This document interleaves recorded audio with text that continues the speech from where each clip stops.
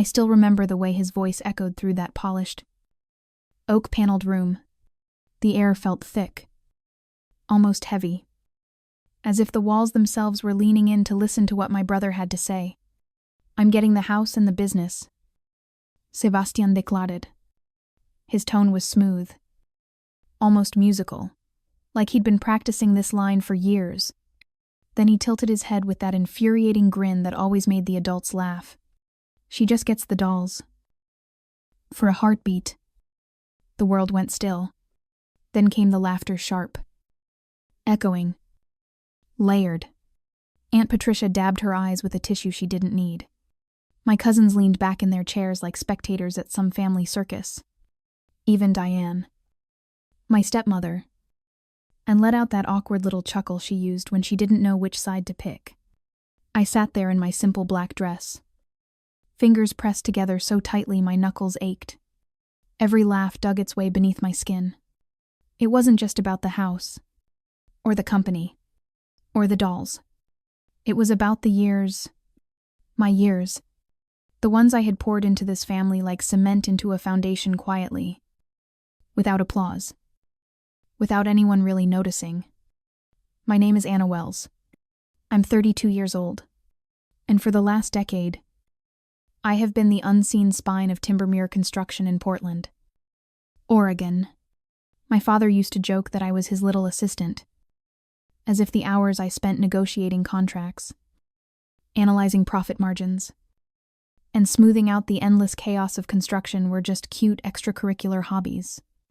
Sebastian, 5 years older, was the golden boy, the heir, the one who had been born with that perfect blend of good looks, confidence, an entitlement that made people believe he deserved everything, even if he had done nothing to earn it.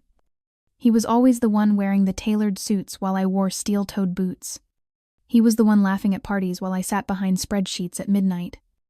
Anna always was Daddy's little princess with her dollhouse collection. Aunt Patricia said now, with that sing-song cruelty that only relatives can master, "At least Sebastian understands business." Business. I almost laughed out loud then. Sebastian didn't know the difference between a 2x4 and a steel beam. He once asked me if a load-bearing wall was optional. He thought profit margins were something to write in the margins of his notebooks.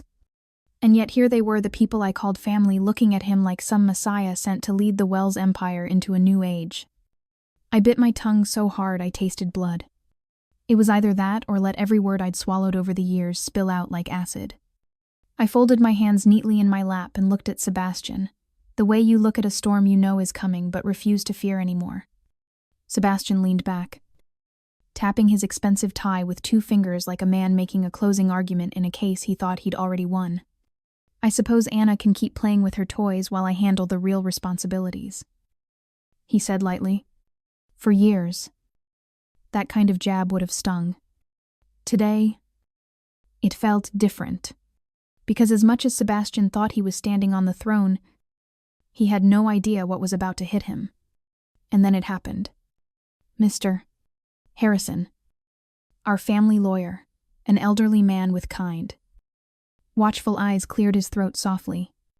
"Actually," he said, his voice slicing through the noise like a knife through silk, "the company was never in his name." The laughter stopped. Instantly, I felt it before anyone else did, that subtle shift in the air, like a tremor beneath the floorboards of a house. Sebastian's smile faltered. Aunt Patricia blinked rapidly. Diane sat up straight. And I felt something warm crawl up my chest. Something like power. Something like a lifetime of silence finally beginning to unravel. Growing up in this family meant learning early what it felt like to be overlooked. My father, Thomas Wells, was a bear of a man who built everything he had with his own hands. I was 12 when my mother died. 12, when the house grew quiet and the men grew louder. Sebastian was 17. Then the golden son. The future. He played football. Dated the homecoming queen. Got into college. Everyone clapped when he walked into a room. Me, I started showing up to construction sites in oversized boots. I learned the language of rebar and concrete, of zoning permits and labor negotiations, of men who didn't respect you until you knew more than they did. I never got applause for that. I got a pat on the head. A good job.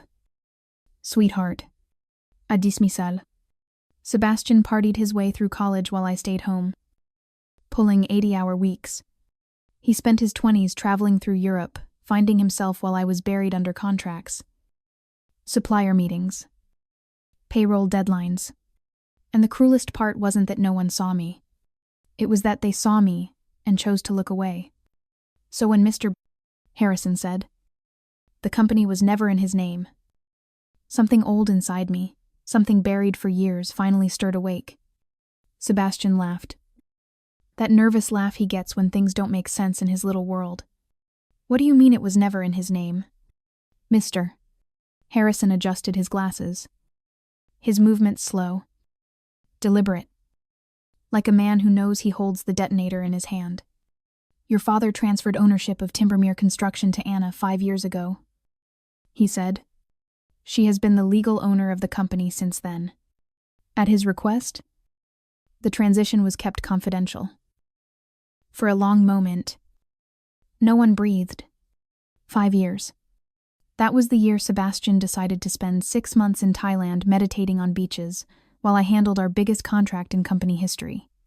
That was the year the Patterson Heights deal almost fell apart, and I saved it by locking myself in a conference room with lawyers and city planners for 3 straight months. Of course it was that year. Sebastian's face twisted into something between disbelief and panic. That's impossible, he said. But it sounded more like a question than a statement. I'm his son. I'm supposed to inherit the business. The will we're reading today pertains only to personal assets. Mr. Harrison replied calmly. The business has belonged to Anna since 2019. A warmth bloomed in my chest.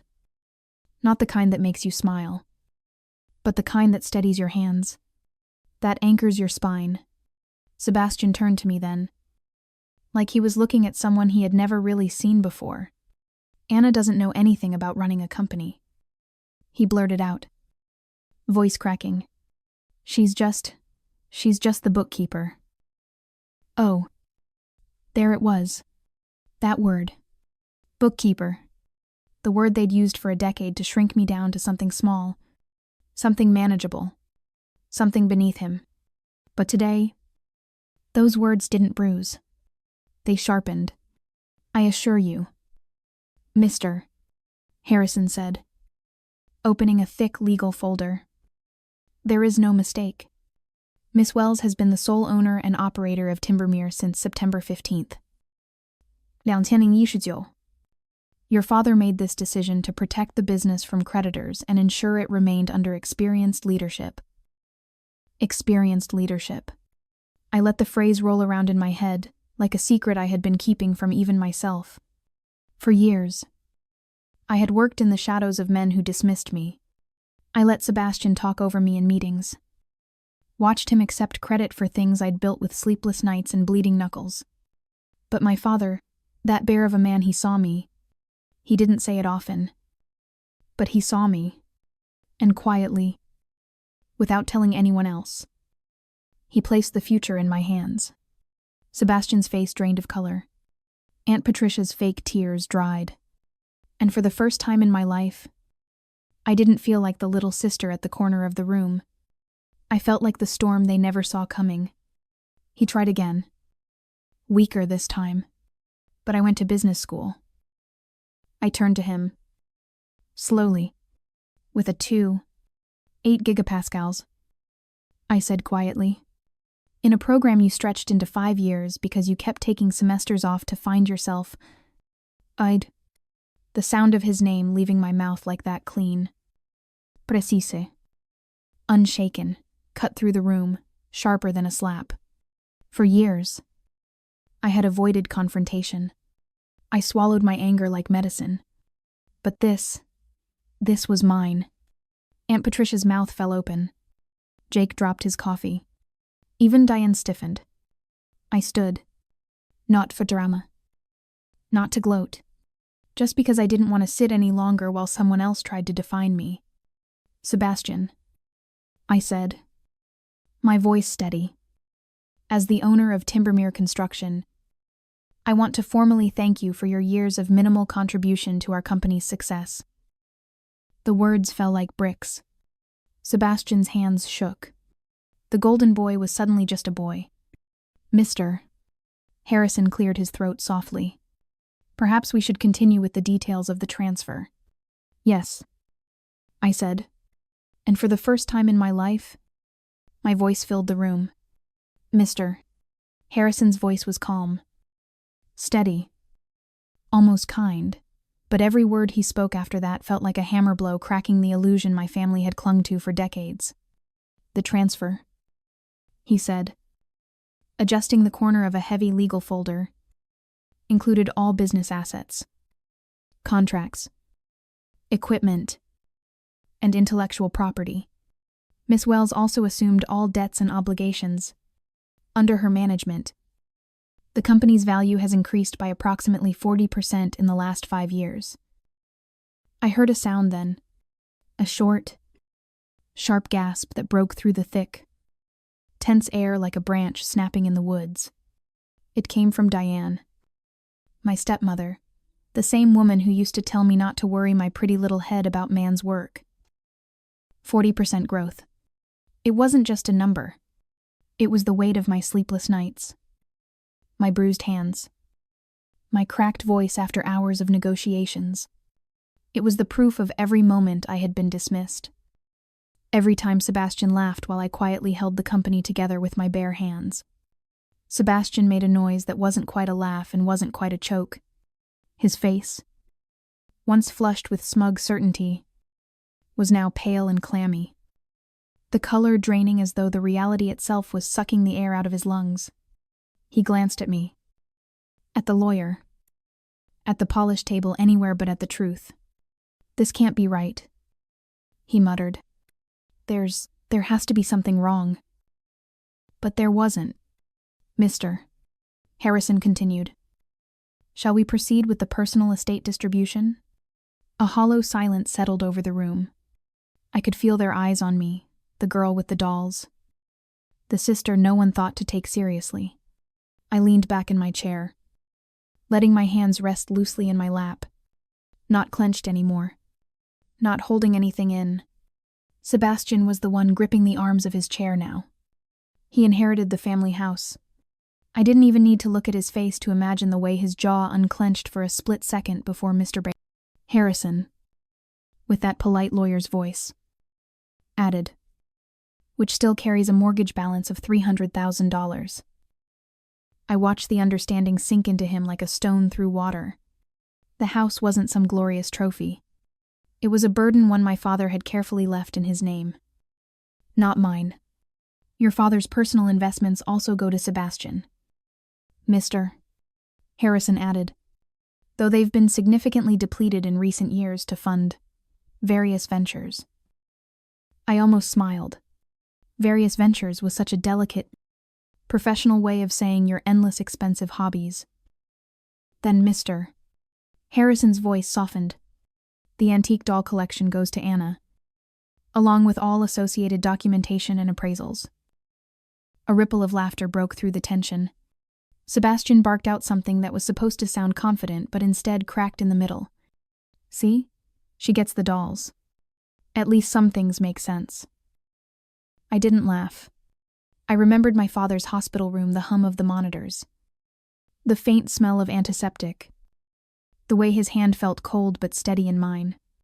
I remembered how, in one of his clearer moments, he'd said, "The dolls, Anna, they're not just about sentiment." Back then, I'd thought it was just nostalgia talking, a dying man remembering his mother's things. But the way Mr. Brazened, Harrison's eyes glinted, now a lawyer's glint, the kind that means there's more to the story, made my chest tighten. "Could you elaborate on the appraisals?" I asked quietly. Mr. Harrison smiled faintly, as though waiting for me to ask. "Certainly. The collection consists of 47 antique pieces, including several rare jumeau dolls from the 1872nd and a complete early set of Madame Alexander collectibles. Last year's appraisal valued the collection at $512,000. The silence was exquisite. Even the air seemed to freeze in place. Aunt Patricia whispered, $500,000 for dolls. Antique dolls are a serious investment. Mr. Harrison explained kindly, this collection has been in your family for generations. Your father wanted it in Anna's care because she understood its value. I did. I really did. When we were children, Sebastian used to mock the doll room. He said they gave him nightmares. Called it creepy. I used to sit there with my grandmother while she polished each porcelain cheek with a soft cloth, telling me the stories behind every tiny face. I never said anything out loud then. But it made me feel safe knowing something delicate could also be priceless. Let me get this straight, Sebastian said slowly. Like someone piecing together the ruins of their broken kingdom. Anna gets the business worth millions. Plus $500,000 in antiques. And I get a house with a mortgage. Diane cleared her throat nervously. You also get your father's truck, she offered. His face twisted. It would have been almost funny if it hadn't been so tragic. A pickup truck that barely ran anymore wasn't going to fix the yawning pit of entitlement beneath his feet. The business. Mr. Harrison added. It was valued at $2.3 million, as of last month. $2.3 million. I heard the number and it didn't even sound real. Because for me, Timbermere had never been about numbers. It was the cold air at 6 a.m. on job sites. The sound of boots crunching on gravel. The hiss of welders. The bark of men who didn't think a young woman could tell them where to put a foundation beam. But those numbers were proof of something I had never needed to say out loud. And for the first time, I saw it on their faces, the family who never listened. They finally saw me. Sebastian's breathing grew shallow. This can't be legal, he snapped, his voice rising. There has to be something. Some clause. Anna tricked him somehow. She. I stood. Not to yell. Just to stand. I didn't trick anyone. I said softly. I earned it. He flinched at the quietness of it. I think he expected me to scream. I used to. Years ago. When I was 20, and still foolish enough to think that being loud would make them hear me. But I learned something over time. It's not volume that unsettles people like Sebastian. It's composure. It's watching the person they underestimated speak with steady clarity. 5 years ago, while Sebastian was doing yoga in Thailand and pretending to be spiritual, I was knee-deep in paperwork for the Patterson Heights development, a $20 million contract. The deal almost fell apart. Our father was facing personal liability, and he called me into his office. I can still see the way the late afternoon light hit the old mahogany desk. I can still hear his breathing labored. Heavy, but his eyes were sharp. You've been holding this company together, he said. I see it. Even if they don't. And I won't let everything I built get destroyed because my sons never had to work for anything. That day, he quietly transferred everything to my name. You didn't know? I told Sebastian now. Because you didn't care to look. His eyes narrowed. That's not fair. Fair. What a word to hear from the man who never once asked me about a single thing I built. Diane shifted uncomfortably in her chair. Aunt Patricia wouldn't meet my eyes. And for the first time, no one spoke up to defend him. Because somewhere deep down, they all knew. They'd watched me show up. And they'd watched him disappear. This is insane. Sebastian hissed. You can't just give away a multi-million-dollar company without talking to the family. He didn't give it away, I replied. And my voice turned sharp for the first time. I carried it. While you were drinking in Barcelona, I was keeping 300 people employed.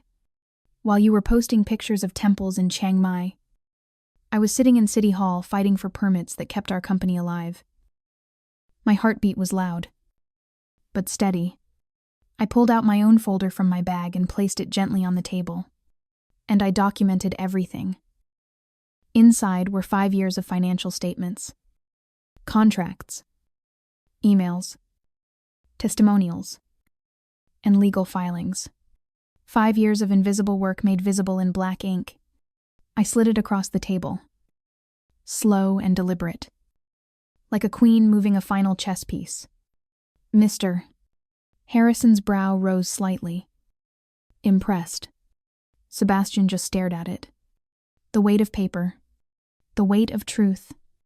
You never believed me, I said softly, almost to myself. But I learned early in this family that if I didn't keep records, I'd have no proof I ever existed. The words hung in the air. Heavy. Final. I watched my brother's eyes shift from fury to something else. Aquieter. More hollow kind of fear. The kind that creeps in when a lifetime of certainty begins to collapse. For years, he'd lived as though the company was a birthright, but it was never his to begin with. He looked at me then, really looked at me, and I saw something I'd never seen in his eyes before. Not arrogance. Not mockery. Not dismissal. He was scared. And I wasn't scared anymore. The silence after my words stretched long and taut, the kind that presses down on your chest until you're forced to acknowledge it. No one dared move. Even the hum of the air conditioner above us seemed quieter, as though the entire room was holding its breath. I could feel Sebastian's stare burning against my skin. All these years, he had never truly looked at me. Not when we were children. Not when I came home with mud on my boots after 12-hour shifts. Not when I sat in the corner of boardrooms, absorbing every detail while he spoke over me. But now, for the first time, he was looking, really looking. Not at the little sister he could mock. Not at the bookkeeper who would never matter. He was looking at the woman who held everything he thought belonged to him. And he hated it. Mr. Harrison, bless his quiet dignity, shuffled through the remaining legal documents, like someone methodically sealing the last nails into a coffin. He cleared his throat softly. Miss Wells has, in fact, been the sole legal owner of the company for 5 years. He reiterated gently, as if explaining something to a child. She has also borne the full responsibility for its debts, risks, and operational management during that time. Sebastian's fingers dug into the armrests of his chair. He looked cornered, like a fox realizing too late that the trap wasn't a trick. It was real. I don't understand, he muttered. But he did. His face told me he did. I leaned forward slightly. You never paid attention, I said. That's the difference between us. You've lived your whole life expecting things to be handed to you. I lived mine making sure they didn't fall apart. For years, I had been quiet. I'd accepted my role as the shadow in the family business. I'd listened to my father praise Sebastian's potential while quietly relying on my work. I'd watched him receive awards at galas for projects I'd delivered. I'd stood beside him at family parties, where they toasted his future leadership, knowing that he'd never lifted a single cinder block. And now every brick I had laid in silence was standing behind me like a fortress. Diane cleared her throat. Anna, she began carefully. Don't you think maybe your father should have talked to us about this? A decision like that? I turned my gaze to her slowly. He didn't. I said simply, because he knew exactly how this would go. She blinked. I didn't raise my voice. But she flinched anyway. He knew that if he told you, you'd try to talk him out of it. Convince him Sebastian was the right heir. The proper image. And he also knew the truth. He knew who actually ran the company. Aunt Patricia pursed her lips, looking between me and Sebastian as though desperately searching for some version of the world where this story had a different ending. But there wasn't one. This was the truth they had chosen not to see. and now it was too late to unsee it. Sebastian's jaw clenched. You waited. He spat. You waited to let us all humiliate ourselves. No, I replied, calm as stone. I worked, and you ignored me. There's a difference. His breath came out shaky, his eyes darting toward Mr. B. Harrison like a drowning man searching for a rope. There has to be something. Some clause. I can contest this. On what grounds, the lawyer asked politely. Your father's decision was legally binding. And to be frank, Mr. Wells, the transfer has been effective for 5 years without challenge. Contesting it now would be futile. I could see the panic flicker behind Sebastian's eyes. It wasn't just about the money. It was about his identity. His entire life had been built on the foundation that one day, this empire would be handed to him, not earned. Not shared. Simply handed. That foundation had just been ripped away. I stood, my chair legs scraping softly against the hardwood floor. The movement startled him. He sat back slightly, shoulders tightening. For years, I had been the one shrinking in rooms like this. Not today. Sebastian, I said, my voice steady. For 10 years, I gave everything to this company. I gave up vacations, relationships, nights of sleep. I dealt with suppliers who slammed doors in my face because I wasn't my father. I stood in job sites where men laughed because I was a woman with a clipboard. And I still showed up. Every single day. He opened his mouth, but I didn't give him the chance to speak. Do you remember when the Patterson Heights project almost fell apart? You were in Thailand. Dad was terrified. The lawsuit was going to wipe everything out. Do you know who fixed it? His silence was the only answer I needed. I did. I fixed it. I was the one standing in the city zoning office at midnight with an exhausted planner begging him to sign the last piece of paperwork. I was the one driving across town at 2 a.m. to hand-deliver permits, so we wouldn't miss the construction window. You were sending me selfies from a beach. I hadn't planned to say all this. I'd carried it inside me for years, locked behind clenched teeth and polite smiles. But something about this moment, about watching the weight of reality finally crush his golden illusions, made the truth spill out in a way that felt both bitter and freeing. You didn't just lose a business today, I whispered. You lost the illusion that you were ever the one holding it. Mr. Harrison cleared his throat gently. If it's agreeable, we can finalize the paperwork acknowledging the estate division now. But no one moved. The air was thick with something too raw to be interrupted by legalities. Sebastian looked at me like he was seeing a stranger. You waited for this. I met his eyes. Steady. No. Sebastian, I survived for this. For a long moment, we stared at each other, the golden boy and the invisible girl. Except now, the roles weren't what they used to be. I wasn't invisible anymore. He wasn't untouchable. Mr. Harrison began reading the final clauses. But I barely heard him. My pulse was slow, deliberate. Each word the lawyer spoke was like a bell tolling the end of a chapter in our family's history. When he finished, everyone remained seated, stunned.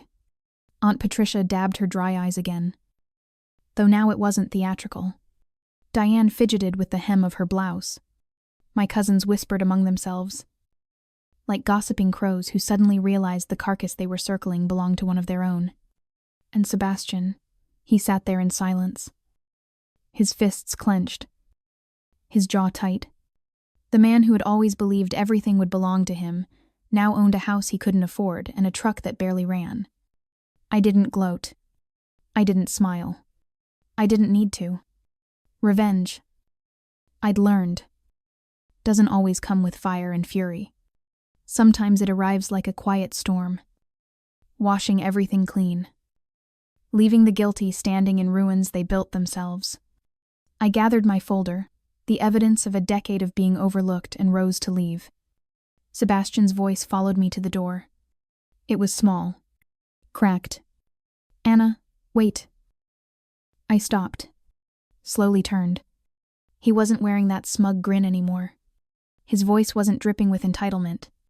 It was unsteady, human. "We need to talk," he said. His eyes were pleading now. A kind of desperation I'd never seen from him. I tilted my head slightly. "Talk about what? How you never once asked about what I actually did for this company. How you mocked me in front of everyone. How you spent your life assuming I'd always stay in the background while you stood in the spotlight." He flinched. I stepped closer. Not to hurt him, just so he'd understand. "You chose to ignore me, Sebastian. For years. You chose this. I just stopped letting it define me." He opened his mouth again. But nothing came out. Because there was nothing left to say. "You know what's funny?" I said softly. Almost gently. "If you'd ever respected me even once, I probably would have shared this with you. We could have built something together. But you didn't." The elevator dinged softly behind me. I walked toward it slowly. The way someone walks away from a grave after saying the words they've held on to for a lifetime. Before the doors closed, I turned back one last time. "You made your choice a long time ago. Now you get to live with it." The doors slid shut. The elevator hummed softly as it descended. The quiet was almost unreal after the storm upstairs. My reflection stared back at me in the mirrored doors, hair a little out of place. Hands still trembling from adrenaline. I hadn't fully acknowledged yet. But beneath the tremor, something steadier pulsed. Power. Not the kind people shout about. Not the loud, flamboyant kind. My brother always wielded with a charming grin and a drink in his hand. This was quieter. Solid. Rooted. For years, I'd carried this family's legacy on my back while they laughed about my dolls. For years, I'd allowed myself to fade behind Sebastian's shadow because it seemed easier than fighting him in every room. But my father had seen. He'd always seen. And today, so did everyone else. The next weeks were a blur of phone calls, contracts, a reporter sniffing for drama, and extended family members suddenly pretending they'd always believed in me. Timbermere Construction wasn't just surviving. It was thriving. The phone in my office rang non-stop with new opportunities. Developers eager to work with the woman who had, quietly, I've been running the company all along. But under the professional momentum, a personal storm brewed. Sebastian had gone quiet. No more smug texts. No more subtle reminders that he was the future. He didn't show up at the office. He didn't call. Then, 3 weeks after the will reading, my assistant poked her head through my office door. "Miss Wells," she said carefully. "There's a Sebastian Wells here to see you. Says he's your brother." I froze. I didn't expect it to sting the way it did. Just hearing her say your brother carried a weight I wasn't sure how to hold anymore. "Send him in," I said finally. When he walked in, I almost didn't recognize him. Gone was the man in tailored suits. The easy swagger. The effortless arrogance that used to wrap around him like a tailored coat. His hair was unkempt. His shirt, wrinkled. His eyes, once so full of certainty, carried a dull, hollow kind of panic. "Nice office," he said. But the words lacked their usual bite. I didn't bother standing. "I heard you've been busy," I replied evenly. His gaze flicked to the wall, to the awards, the framed newspaper articles, the project blueprints pinned like quiet victories. "You're expanding into green construction," he murmured, like he'd heard about it from someone else's lips. Not his own company. "My company. We are," I answered. "Sustainable housing. It's where the future's headed." For a moment, he just stood there. The silence between us wasn't the same as before. This one wasn't charged with bitterness or fury. It was heavy with the weight of everything that could have been different if he had just seen me. He cleared his throat, and the sound was small. Anna, I need a job. I stared at him, slowly, quietly, not because I was surprised, but because hearing it aloud cracked something open in me that I hadn't expected. This was Sebastian Wells, the golden boy, the one who used to throw my achievements at me like jokes. And now, here he was asking me for a job. Why? I asked softly. He blinked, confused. What? Why do you want a job here? I leaned forward slightly. Is it because you finally understand what this company means? Or because you need to pay the mortgage on a house you can't afford? His jaw tightened. He didn't answer. There it was, the truth, hanging unspoken in the air. When our father died, Sebastian inherited a house with a crushing mortgage, a gutted investment portfolio, and a legacy he assumed would fall into his lap. It didn't. Within weeks, the whispers had started. He doesn't actually run the company. It's Anna's. What exactly does Sebastian even do? The world he'd lived in, cushioned by our father's reputation and his charm, had begun to unravel. I'm not asking for a handout, he muttered finally. I let out a breath that wasn't quite a laugh. Sebastian, that's exactly what you're asking for. His shoulders sagged. I should have felt triumphant. For years, I fantasized about this moment, the day he would finally look at me and realize I wasn't the one standing in his shadow. He was standing in mine. But standing here, with him deflated and quiet, it didn't feel like victory. It felt shad. Because beneath everything, the arrogance, the betrayal, the years of being overlooked, he was still my brother.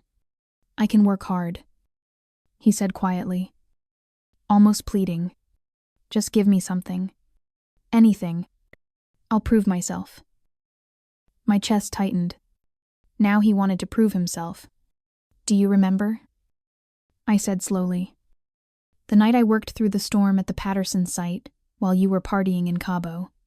He lowered his head. Or when I stayed up 48 hours straight fixing the financial mess you created with that supplier in Eugene. Or when Dad nearly lost his house because of the lawsuit you didn't even bother to show up for. Anna. No. I cut in softly. You don't get to say my name like that. You don't get to ask me for a job like the last decade didn't happen. The silence after that was sharp. He clenched and unclenched his fists like a boy caught in a lie. And in that moment, I realized something I hadn't expected. The revenge wasn't in denying him the job. The revenge was in the simple fact that I had power now. And not the kind that craves payback. The kind that simply chooses. I'm sorry, I said at last. And I meant it. But we're not hiring. His face crumpled just slightly, not dramatically. Not theatrically. Just enough to make me see the cracks he'd been hiding behind pride. He nodded once. Stiffly. Like a man swallowing something bitter. Yeah, he whispered. I figured. As he turned to leave, I felt an ache rise quietly beneath my sternum. Because for all the damage he'd done, for all the years I'd spent being invisible, he was still my father's son. And a part of me had loved him once. Before money and legacy had carved us into strangers. The months that followed only deepened that fracture. Word spread fast in Portland's construction community. Investors, contractors, developers, they all wanted to work with me now. I was the woman who had held the empire together when no one noticed. Sebastian, on the other hand, became a story told in hushed tones. He tried to find work elsewhere. But everyone in this industry knew the truth. Sebastian Wells was never the one running Timbermere. And no one wanted a man who'd built his identity on someone else's backbone. The house that had once been his crown jewel became a financial anchor. The truck, old and loud, was the only thing left he could call his own. Every time I drove past that house, its blue shutters staring blankly at the street, a part of me felt the weight of it. Not triumph. Not gloating. Just the quiet inevitability of a storm that had always been coming. And then, one cold, rain-slick evening, I found him sitting on the hood of that same old truck, his shoulders hunched, his hair plastered to his forehead. He didn't look like my brother, the golden boy, anymore. He just looked like a man who finally understood the cost of a lifetime of taking. "You shouldn't sit out here," I said softly, stepping closer. "It's freezing." He didn't look at me. "I didn't think you'd come." I almost didn't.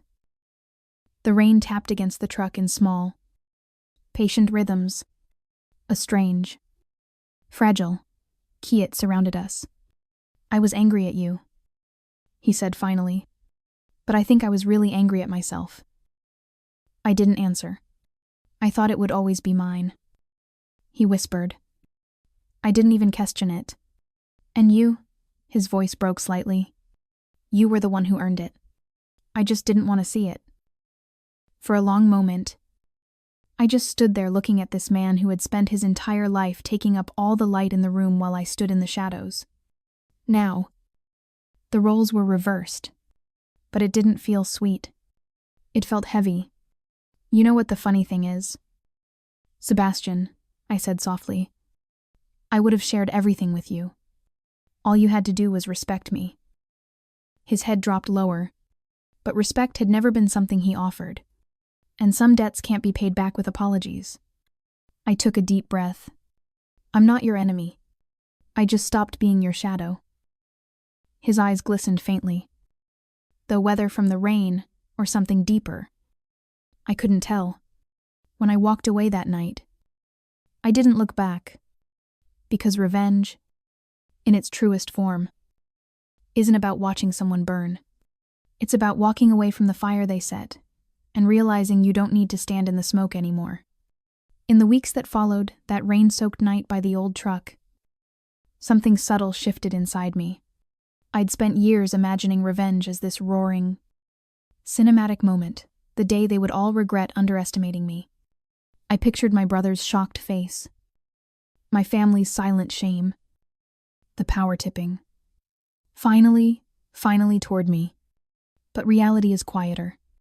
Revenge, it turns out, isn't an explosion. It's the steady sound of your own footsteps walking forward while the people who tried to keep you small stay stuck behind. Timbermere construction grew faster than I'd dared hope. I threw myself into the work. Not out of desperation anymore, but with a sense of clarity I'd never known. Expansion meetings filled my calendar. We signed 2 major contracts for sustainable housing developments. Industry journalists started calling me a visionary. Though that word tasted strange on my tongue, the truth was simpler. I'd been doing this all along. They just finally noticed. Some days, when I walked through the site at dawn, I'd remember being that young girl in oversized boots, the one who memorized the difference between rebar sizes while her brother threw parties. I'd remember the way the men on the crew used to smirk until I caught a safety violation they'd missed. I'd remember how my father would quietly press a cup of black coffee into my hand without saying much, as though he knew I didn't need words. It was almost poetic that it was his silent decision, the transfer of ownership years ago, that finally forced everyone else to hear what he'd already seen. Sebastian. Meanwhile, unraveled in slow motion, the house became too expensive to keep. The mortgage payments, the maintenance, the property taxes, they all stacked up until the roof above his golden boy head was no longer a crown, but a chain. When the realtor's sign went up on the front lawn, it wasn't just a sale. It was a quiet admission of defeat. The boy who had laughed at me for inheriting dolls was now selling the house he thought would be his kingdom.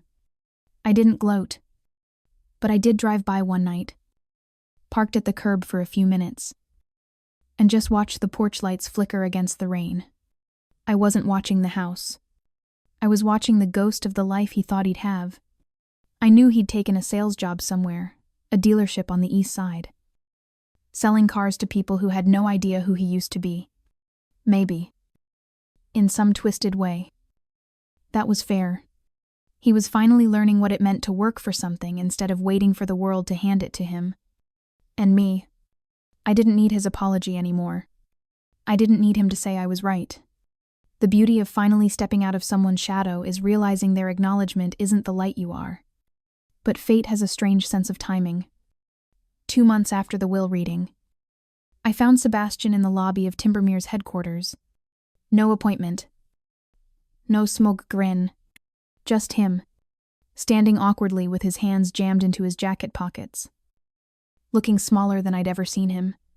"Anna," he said when I approached. "Sebastian," I replied, my voice calm. For a moment, he didn't say anything. He just stood there, like he was trying to remember how to be the man he'd pretended to be his whole life. Then, finally, he spoke. I wanted to say, "Thank you." He blinked. For what? For not rubbing it in my face. For not destroying me when you could have. The rawness in his voice caught me off guard. It wasn't rehearsed or wrapped in charm. It was quiet. Real. I did think about it, I admitted softly. A long time ago. He huffed a laugh, a tired, broken sound. "Yeah, I bet you did." I studied him carefully. He wasn't the man who'd sat in that lawyer's office laughing about dolls. He was thinner, rougher. His arrogance had been stripped away, layer by layer, until all that remained was the part of him I'd almost forgotten, existed my brother. The boy who used to sneak candy into my room when I cried after Mom died. The boy who used to hold my hand on dark nights, before life turned him into someone else. "What do you want?" "Sebastian," I asked finally. "Nothing," he said. "Not anymore. I just needed to tell you I was wrong." I didn't say anything for a long time. It was strange how those 5 words "I was wrong" didn't come with fireworks or satisfaction. They didn't erase the hurt. They didn't change the past. But they landed. And for the first time, they didn't slide off him like oil on water. "Do you remember when we were kids?" I asked quietly. "And we'd sit by the fireplace after Mom died. And you used to say you'd protect me." His eyes flickered with something like shame. "Yeah, I remember. You stopped protecting me a long time ago." He nodded. Slowly. "I know." The silence between us stretched not sharp this time. Not bitter. Just quiet. Real. Like 2 people standing at the edge of the same cliff, knowing they'd walk different paths to get there. "I can't change the past," he said, "but I can learn from it." I exhaled slowly. For years, I'd been carrying the weight of his dismissal like a stone in my chest. And now, here it was finally cracking. "I don't hate you, Sebastian," I said softly. His head snapped up. Like he hadn't expected that. Maybe he thought revenge required hatred. It didn't. Hatred binds you to the person who hurt you. Letting go is what sets you free. But I don't trust you. I continued. Not yet. And maybe not ever in the way it used to be. He nodded. That's fair. We didn't hug. There was no dramatic reconciliation. No piano music swelling in the background. It was just 2 broken people standing in a lobby built on everything one of them had ignored and the other had carried. When he walked out, I didn't follow, and I didn't look back. That was the difference between us now. I had somewhere to go. 6 months later, Timbermere announced its largest project, yet a sustainable housing development outside Portland. The deal was mine from blueprint to signature. My name, not my father's. Not my brother's, appeared on the front page of the Portland Business Journal. The woman who'd once been called just the bookkeeper was now sitting at the head of the table, negotiating with developers who addressed me as Ms. Wells with a tone they used to reserve for my father. Some nights, when I walked through the construction sites alone, the air smelled of wet timber and cold earth. I'd run my fingers over the steel beams and whisper quietly to myself, This is mine now. But it wasn't just about the company. It was about the years I'd spent building a life no one thought I could have. One evening, as the sun sank low and gold over the half-finished frames of what would soon be homes, I found myself remembering my father's last words to me. The dolls, they're not just about sentiment. Back then, I didn't understand, but now, I did. He wasn't just talking about antiques. He was talking about legacy. About how the world will always try to reduce some people to something small, a doll. A token. A background character. But the truth sits beneath the surface. Waiting for the day, it no longer needs permission to stand. And when it finally does, it doesn't ask for the spotlight. It becomes it. Sebastian and I speak sometimes now. Not often. Just enough to keep the fragile thread of siblinghood from snapping completely. He doesn't ask for a job anymore. He works hard where he is. Away from the weight of the well's name. I think, in a strange way, losing everything saved him too. As for me, I stopped trying to be seen. I started building a world where my work spoke louder than any apology ever could. And in the end, that's the quiet kind of revenge. No one teaches you about the one where you don't destroy the people who underestimated you. You simply outgrow the cage they built. If you've ever been the one in the shadows, the one dismissed, the one mocked for being too quiet, too soft, too invisible, I hope this reaches you. You don't have to scream to be powerful. Sometimes, you just have to keep showing up until the world has no choice but to listen. If this story touched something inside you, don't forget to like this video, share it with someone who might need to hear it, and subscribe for more stories like this. And tell me in the comments, have you ever had to rise from someone else's shadow?